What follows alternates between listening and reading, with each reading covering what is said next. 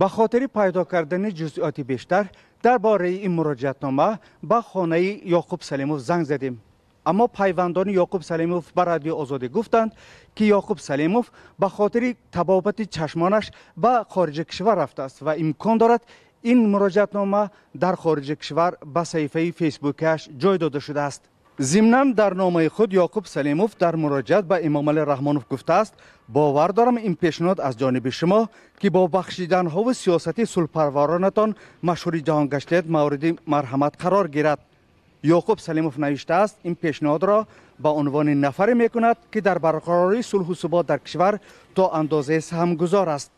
ضمناً او با شرح این پیشنهاد 13 سال حبس خود را دسیسه های گروه های فرصت طلب خوانده خود را قربانی سیاست بازی های بی انصافانه نامیده است.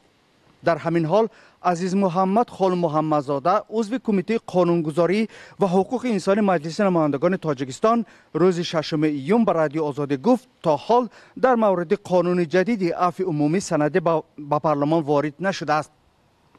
و گفت طبق کنستیتوسیون تاجیکستان پیشنهاد لایحه قانون درباره عفو عمومی حقوق استثنایی رئیس جمهور تاجیکستان است.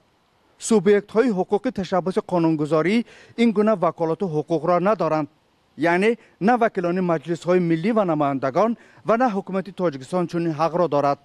تا حال از پرزیدنت در این زمینه به مجلس نمایندگان لایحه وارد نشده است. سال گذشته در رابطه با 25 سالگی استقلال تاجیکستان قانون عفو قبول شد.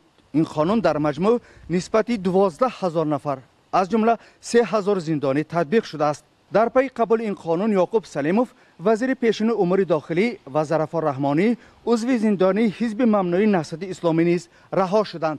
مردان محمد، امرالدین عالموف، دوشنبه، آزادی.